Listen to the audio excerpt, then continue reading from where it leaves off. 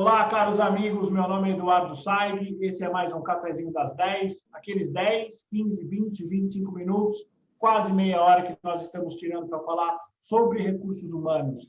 Hoje eu vou falar de um tema que eu gosto muito, bastante interessante, sobre o papel do RH como business partner nas organizações, o famoso BT. E para falar sobre esse assunto, eu trouxe um convidado mais do que especial, Francisco Rogério Coutinho de Menezes, ele que acompanhou a introdução dessa posição no Brasil e o desenvolvimento dela ao longo do tempo. Tudo bem, Francisco? Tudo bem, Eduardo. Um prazer estar com você no Café das 10. Muito obrigado pelo seu convite. O prazer é nosso. Francisco, muito se fala do BT, é uma posição que ela já está consolidada no nosso mercado, mas conta para a gente, como conceitualmente, qual é a origem do Business Partner e qual é o contexto dele em recursos humanos? Não, perfeito, Eduardo. Olha, esse conceito foi introduzido por um professor americano na década de 80, que é o professor David Urich. Ele começou a lançar esse conceito no mercado e ele se baseava no seguinte fato, que o business partner deveria estar mais próximo do negócio. E eu iria um pouco além disso, né? Eu diria que o HR Business Partner, ele precisa estar no centro das decisões de negócio das organizações. Perfeito. Francisco, aproveitando a sua experiência, quando a posição ela se consolidou no Brasil, qual é a tua visão hoje sobre a atuação do Business Partner hoje no Brasil? Como é que está essa área? Aliás, é uma área ou é uma atuação? Como que a gente define o que é um Business Partner?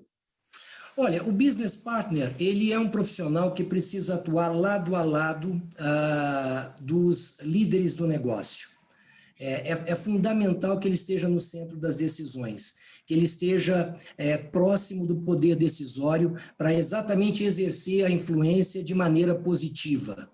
Agora, a gente tem que levar em consideração que no desenvolvimento dessa posição, nós temos aí vários tipos ou vários estilos diferentes de HR Business Partner nas organizações.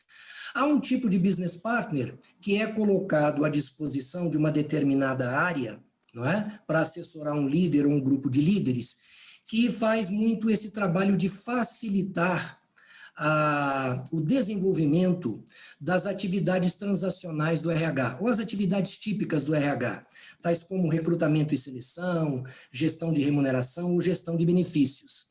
Mas ele não influencia as decisões que vão vir a ser tomadas por esses líderes de negócio a respeito de pessoas, né? E eu diria que aí esse perfil não atende totalmente esse conceito do HR Business Partner. E há outros business partners que realmente exercem esse trabalho, tanto de facilitar os processos e sistemas do RH a funcionarem, né, dentro da organização, como também eles influenciam na tomada de decisões sobre pessoas. Esse, para mim, é o verdadeiro HR Business Partner. É aquele profissional que é ouvido sempre que o líder precisa tomar uma decisão de negócios que impacta na gestão de pessoas. Excelente, Francisco. E me tira uma dúvida, né? Uhum. Essa diferença que você trouxe, ela é uma diferença que ela acontece por conta do perfil profissional ou por conta da cultura das empresas?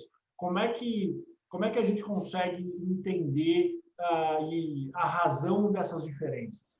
Olha, a razão dessa diferença talvez esteja ligada à questão de cultura, e eu diria que, de uma forma bem prática, talvez há uma não definição clara do papel e das responsabilidades desse HR Business Partner quando ele foi criado ou foi implementado na organização.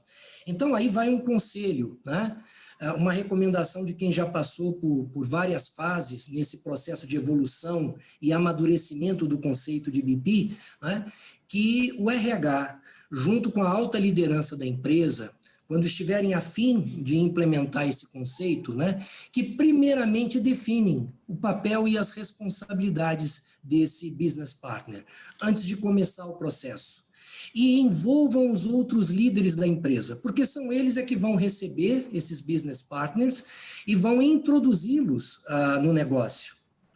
Eu diria que essa é uma parte super importante, é o envolvimento da média liderança, que normalmente é com quem os business partners têm muito contato no dia a dia. E eles vão ser muito importantes no desenvolvimento desse HR Business Partner, porque eles vão ensiná-lo a entender sobre o negócio, né? Para que eles sejam eficazes com relação à discussão de estratégias para o negócio. É isso mesmo, Francisco. Francisco, em linhas gerais, quais são os principais desafios dos BPs nas empresas? E, claro, entendendo que cada empresa tem a sua cultura, cada empresa tem a sua identidade. Mas, em linhas gerais, quais são os desafios de um BP hoje? Olha, eu diria para você que o grande desafio é realmente ser ouvido e influenciar as decisões sobre pessoas dentro da organização. E isso não se constrói, quer dizer, esse espaço, essa influência não se constrói da noite para o dia, né? É preciso a construção de um relacionamento sólido de confiança e muito transparente com a liderança da empresa, com quem o HR Business Partner vai lidar, né?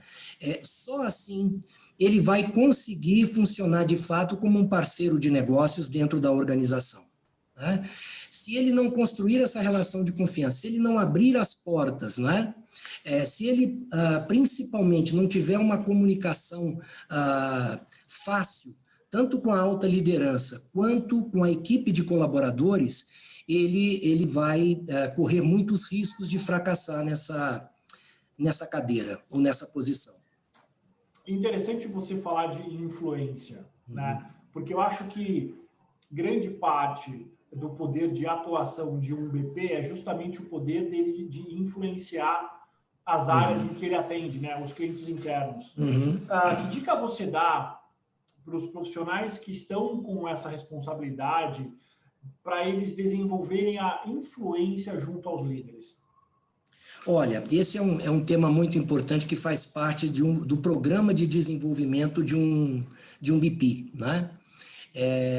Existem hoje, falar dos dias de hoje, já existem muitos cursos de formação para consultor interno de recursos humanos, né? Então, para quem estiver começando, quem tem a ideia de implantar esse conceito na empresa, é importante desenvolver essas pessoas através desses cursos de formação em consultoria estratégica, né? Mas boa parte dos atuais HRBPs, eles foram desenvolvidos internamente, e muitas vezes na base da tentativa e erro, né? E eu diria que, nesse caso, para que ele se transforme num consultor, para que ele tenha espaço, a ação do líder máximo de RH dentro da organização é essencial. Porque eu parto do princípio que o líder de RH, o head, ou diretor, ou gerente, não é? Ele é um cara que já possui uma certa influência, já possui um certo trânsito junto à média e à alta administração. Então, cabe a ele escolher dentro da sua equipe, ou até mesmo fora da sua equipe, né, alguém com um perfil generalista, não é? Que tenha muita facilidade de comunicação e desenvolvê-lo para atuar como consultor. Eu acho que aí entra um trabalho de coaching muito importante do líder número 1 de RH, para fazer com que esse HR Business Partner possa, de fato, trabalhar como um consultor estratégico e exercer uma boa influência. Excelente, Rogério. E me vem à mente agora uma pergunta que ela é uma pergunta que ela tem uma origem na minha experiência como headhunter especializado em RH. Qual é o cenário empresarial, organizacional, que é propício a ter a função do business partner? Olha, de fato, uma organização que vê o RH como um departamento estratégico, né? Pode ser que ele até não tenha ainda essa atuação de forma plena, mas que haja por parte da alta administração seja através de um CEO, seja do próprio dono da empresa, né, que dirige os negócios, uma intenção clara, legítima, de dar esse espaço para o RH. Né? E aí, a partir desse momento, o líder de RH que foi escolhido para fazer a estruturação, né, do seu departamento como um departamento estratégico, ele deve ter esses parceiros de negócio, inicialmente se reportando a ele, né, que a gente chama de full line, e colocá-los para assessorar diretamente os líderes das áreas existentes dentro da estrutura organizacional. É óbvio que esse conceito se desenvolveu muito mais em organizações multinacionais aqui no Brasil. Essa é a minha percepção. Né? Foram essas organizações que trouxeram esse conceito das suas matrizes e o implementaram aqui. E várias empresas nacionais começaram a seguir esse modelo. Empresas mais organizadas, né? E que tinham um foco em desenvolver um RH estratégico, também começaram a implantar esse modelo. Né? E eu diria para você que essa abertura da alta administração, ela tem de ser negociada com o líder de RH, ou esse líder de RH tem que provocar esse espaço, para que ele possa introduzir o conceito de HR Business Partner. Né? Esse consultor, ele vai ser um braço direito do líder de RH, do head de RH. Porque como ele vai trabalhar focado numa determinada área, né, assessorando um líder ou uma equipe de líderes, ele vai ter que ter um perfil generalista, ou seja, ele tem que saber endereçar, ou pelo menos facilitar, todos os processos e sistemas de RH, né, porque ele vai fazer uma interface com o RH, no sentido de viabilizar recursos e serviços para aquela área que ele está assessorando. Muitas vezes, do outro lado, não tem o RH interno da empresa. Do outro lado, você tem um centro de expertise, que pode ser um centro de serviços compartilhados, não localizado no Brasil, mas em outro país, que é muito típico de grandes organizações transnacionais ou multinacionais, né? Então, tem que haver muito cuidado nessa estruturação do conceito de HR Business Partners na organização. Mas parte tudo isso de um desejo, de uma motivação da alta administração de contar com esse RH mais estratégico. Excelente. Rogério, perdão, aliás, é Francisco Rogério. Como é que, na sua opinião, como você imagina que vai ser o futuro do BP? Olha, o futuro do BP, na minha opinião, se confunde com o futuro da própria área de recursos humanos. Sabe por quê? Porque a função do BP, no seu caráter pleno, no seu caráter máximo, é uma função altamente estratégica. Né? Então, à medida em que os RHs avançam no processo de transformação digital, que começam também a delegar determinados processos transacionais a parceiros especializados, parceiros externos, né? Ele começa a se voltar cada vez mais para a função estratégica. E é por isso que essa função de BP se confunde com os destinos e com o futuro da área de RH. Né? Porque eu vejo o RH nas empresas atuando, talvez em algumas empresas já atualmente isso acontece, mas em outras, no futuro breve, como HR Business Partners, começando pelo head da área, passando pelos especialistas que compõem a estrutura desse time. Né? Então, à medida que o RH caminha para se voltar a funções estratégicas, especialmente voltadas para desenvolvimento organizacional, para a cultura, né? Para a transformação digital, sem sombra de dúvida, esse papel tem uma relevância enorme para a área de recursos humanos. Muito bom. Francisco, última pergunta surpresa, que é muito mais uma curiosidade minha. Dentre todos os clientes internos na tua carreira, qual é a área que mais era exigente ou que mais te dava trabalho? Você atuando como BP, é claro. Uhum.